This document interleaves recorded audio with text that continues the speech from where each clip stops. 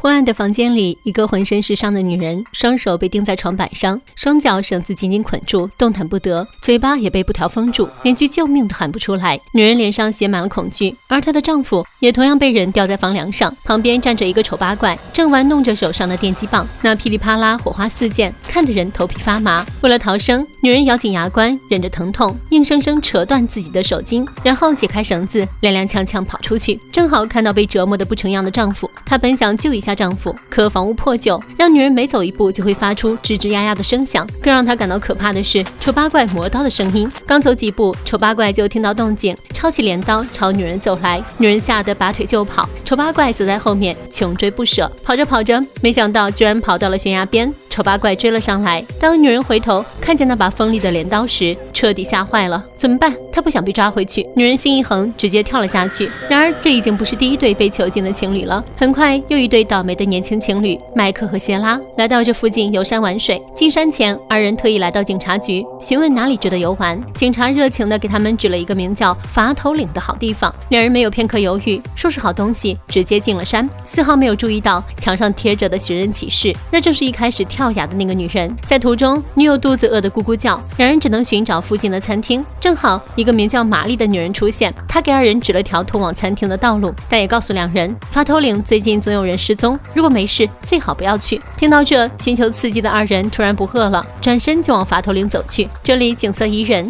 两人也来了感觉，当即在小树林里为爱补充营养。可惜正当他们沉浸其中时，树林里突然走出来三个劫匪，他们肩扛长枪，威胁小情侣交出身上的钱财。麦克气急败坏，拉开拉链，握住里面的手枪，本想和这群人拼命，幸好谢拉及时制止他。为了避免不必要的麻烦，还是花钱消灾的好。收到钱的三人爽快离开了，二人继续上路。可谢拉觉得麦克带着枪很危险，遇到事情只会用武力去解决，尤其对于脾气暴躁的麦克来说。麦克为了打消女友的顾虑，把子弹扔进河里。这时又一个男人出现，他自称是警察考德，道出了伐头岭的危险，想要劝阻二人前往。刚刚经历过被劫财的二人对考德无比信任，于是两人并没有继续前往伐头岭，而是询问了这里哪里能扎营休息。考德给二人介绍一处可以俯瞰山川和湖泊的宽敞草地。两人来到草地，果然美得不像话。月色降临，二人便迫不及待地钻入帐篷，度过了一个意乱的夜晚。因为太过于专注，以至于帐篷外面出现一个黑影都没有发现。黑影注视一会儿后又悄悄离开。第二天一早，谢拉来到湖里游泳，可他不知道的是，一个人影突然出现在他身后，转眼又不见了。当他回到岸上穿衣，人影突然冒出来，谢拉转身被吓得大叫，惊恐的叫声瞬间惊醒了帐篷里的麦克，立马跑过来查看。谢拉早已不见了人影，只在河里发现了女友的项链。麦克当即反应过来，谢拉出事了。训练有素的他赶紧朝森林跑去，可进来一看，丛林太大了，跑了一大圈，连个人影都没有见着，更别说找人了。慌忙中还摔了一跤，手也被树枝插破皮。麦克忍着疼痛拔掉树枝，用手绢勒紧包扎，进行自救模式。还没缓过神来，便听到了交谈声。麦克看过去，原来是敲诈他的那两个人，身上都配有猎枪，后面的男人手里还拿着谢拉的裤子。麦克意识到女友可能落入了他们手中，心急如焚的他捡起地上的树干，从背后袭击，夺过男人的猎枪，逼问谢拉的下落。男人也不知道谢拉的下落。这时另一个男人害怕了，直接扔下同伴自己跑了。倒地的男人很是倒霉，明明今天就是来打猎的，不光无缘无故的被打，还被强制安上一条罪名。他也不是吃素的，用藏好的匕首准备跟麦克一战，不曾想他根本不是麦克的对手，转身又被麦克打倒在地。随后麦克拿着猎枪回到扎营的地方，结果行李其他物资全被一卷而空，真的是赔了夫人又折兵。麦克继续来到丛林深处寻找女友。这对小情侣来到山上野营，不仅惨遭敲诈，连女孩也下落不明。麦克拿着猎枪在森林里到处奔走，突然一滴血落在他头上，抬头望去，原来是一只落网的死鹿。麦克吓得步步后退，却不知身后的捕兽夹正静静地等着他的到来。没有奇迹，他踩到了捕兽夹，麦克痛得嗷嗷大叫，任凭他怎么摆捕兽夹，他都在那一动不动，小腿被夹得血肉模糊，强烈的疼痛让他陷入昏迷。这时冒出来一个女人，昏迷的麦克也被女人捡了回回去。当麦克再次醒来的时候，发现自己已经在一间屋子里，救他的人正是之前给自己指路的玛丽。没聊几句，麦克突然意识到不对劲，玛丽怎么会知道他的名字？他们仅仅一面之缘。麦克厉声质问他，玛丽支支吾吾，还没等麦克开口，玛丽便自告奋勇地表示自己会帮他一起寻找女友的。此话一出，更加验证了麦克的猜想，自己并没有说女友失踪的事情，他是怎么知道的？女友谢拉肯定是被他带走的。他当即起身要去寻找谢拉，玛丽赶紧拦在他前面，算了，不装了，其实这一切都是他的阴谋。他一开始就知道麦克跟女友的踪迹，为了混淆他找人的视线，他便故意在树上吊着一头死鹿，目的就是让麦克上钩。得知真相的麦克不再手下留情，狠狠地将玛丽摔在地上。可玛丽的身体似乎有违常理，素质好的要命，迅速站起来，对着麦克的后背就是一顿乱打。麦克急了，一个臭婆娘的搞不定，还算个男人吗？这招怎么样？对准要害狠狠踹了一脚，玛丽终于倒地不起。麦克赶紧来到房间里，却不见谢拉的踪迹。看到一旁的电话，立马拿起来报警，没想到电话居然是个摆设，电话线早就被切断了。麦克气急败坏，随手砸掉电话。绝望之际，他发现地板上毛毯的蹊跷，掀开一看，果然有一个地下室。麦克顺着密道走下去，不过下面的景象让他震惊了，里面摆放了很多奇奇怪怪的瓶瓶罐罐，瓶里面装的都是刚出生不久的泡在福尔马林的死胎。麦克差点吐了出来，是什么丧心病狂的变态才能做到如此变态？为了找到女友，麦克现在不能吐，只能忍着恶心继续往里走。看见一扇门，他毫无顾虑地进去，果然发现了女友，双手被吊在柱子上，嘴里缠满了布条，根本发不出任何的声音。麦克赶紧上前为其松绑。就在二人准备离开时，暗道里的灯光突然都灭了。突然之间，一个长相丑陋的丑八怪举着镰刀出现，一刀下去，直接砍伤了麦克。麦克随手拿上一个东西砸向丑八怪，死和丑八怪厮打在一起。但受伤的麦克根本不是丑八怪的对手，反手就被丑八怪放倒。女友谢拉只顾自己逃跑，完全不管男友的死活。她一路小跑出了屋子，穿梭在丛林，希望找到出口。丑八怪紧跟其后，他才不会放过任何一个到手的猎物。谢拉回头看见那把锋利的镰刀时，彻底吓坏了，一不小心摔进水坑里。眼见丑八怪越来越近，谢拉忙慌爬起来继续跑，突然撞上迎面而来的警察考德。他就像抓住救命稻草一样，死死拽住考德的衣角，告知对方自己的遭遇，祈求他救救自己。考德温柔地安慰他，并承诺有我在，不会有人伤害你。正在他以为安全的时候，丑八怪突然出现在考德身后，手提镰刀，正一步一步向他们逼近。谢拉吓得当场倒地，快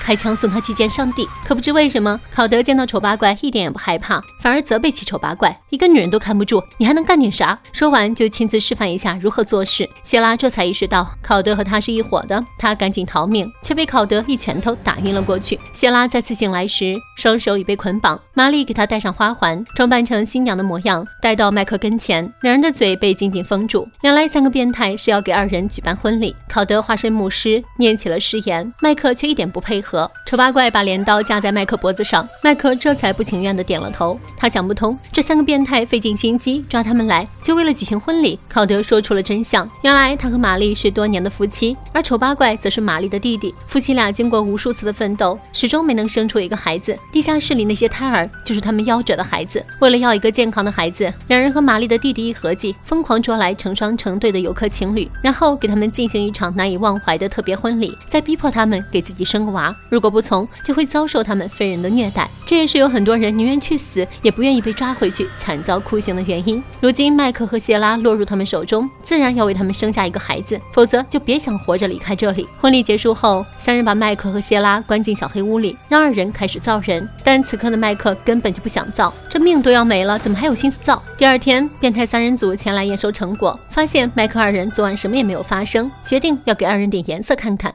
这对小情侣真惨，被变态三人组捆绑，逼迫他们现场洞房，不动就鞭子伺候。结果麦克宁死不动，不调教调教看来是不行啊。变态们直接把他脱光衣服吊了起来，丑八怪抡起鞭子，直接一鞭子下去。这还不够，接着又是一鞭两鞭，无数条鞭子抽在麦克背上，麦克疼得大声哀嚎着。终于他受不了，开始求饶。但这个恶魔反而更加的用力，很快麦克后背就被打开了花。觉得不过瘾，他又拿起50多度的白酒，一把浇到麦克身上，整个屋子瞬间响起凄惨的哀嚎声。这边女友谢拉也好不到哪里去，玛丽为了让他乖乖听话，直接剁掉他的一根小拇指。等再次夜幕降临，变态三人组还是不肯罢休，他又将两个人关在一起造人。谢拉动摇了，他开始劝说麦克按照他们说的做算了，可可麦克认为那群人就是变态，根本就不会让他们活着离开，唯一的办法就是自救。与此同时，谢拉和麦克的父母发现儿女失踪，赶紧报了警，并且贴出了悬赏金。考德意识到事情不能再继续拖下去，告诉麦克，如果他再不愿意播种，那就让丑八怪来代为播种，那他也就没有必要活下去了。于是拉走了麦克，丑八怪慢慢接近谢拉，开始对谢拉动手动脚，考德夫妇则对麦克动刑。此时的麦克无助的只能破口大骂，也许骂得太难听，刺激到了玛丽，他决定灭一灭他的嚣张气焰。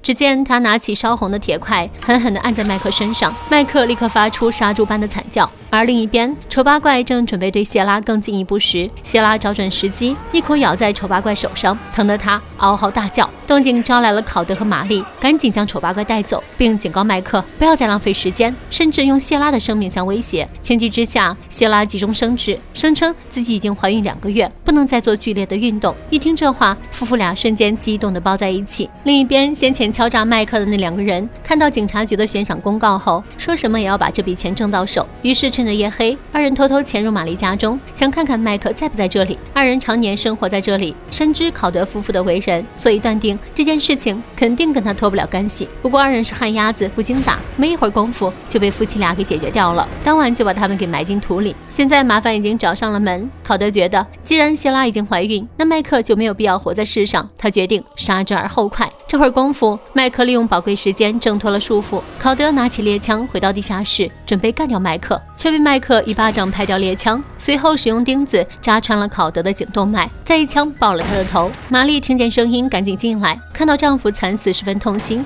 就在麦克想要从背后偷袭时，谁知玛丽早有准备，拿起地上的铁锹绝地反击，又捡起钉子使劲插在麦克身上，1下2下。危急关头，谢拉及时出来，一铲子拍了下去，玛丽也领了盒饭，二人赶紧逃命。奈何麦克伤势太重，已经没有了逃跑的力气，他让谢拉赶紧跑去报警。谢拉跑到另一间房间，成功打了电话报警，话还没有说完，丑八怪就杀了过来，他是不会轻易放走他们的。二人厮打在一起，就在丑八怪快要掐死谢拉的时候，谢拉求生的本能变得强大起来，他随手抄起一根十字架抡了过去，瞬间戳穿丑八怪的脸颊，趁机逃到外面。丑八怪跟了出来，谢拉朝他扔了一瓶酒精，又拿起着火的打火机扔上去，瞬间丑八怪身上燃起熊熊大火。谢拉赶紧和麦克会合，两人紧紧相拥在一起。本以为事情已经尘埃落定，谁知没死透的玛丽突然冲了出来，一刀子直插麦克腹部。谢拉恼羞成怒，拿起镰刀一刀下去，玛丽人头落地，也算是为男友报了仇。1年后，谢拉和麦克成功生下一个宝宝，本以为夫妻俩从此过上了没羞没臊的幸福生活，没想到就在这时，一把镰刀亮了出来。看来事情还没有结束。不过影片到这里就结束了。《法头领》上映于2007年，算是一部中规中矩的恐怖片，不管情节是否合理，总之就是先恐怖了再说。场景一定要够阴暗，音效一定要够紧张吓人，一定要拍出千钧一发的样子，女的一定要悲哀的哭叫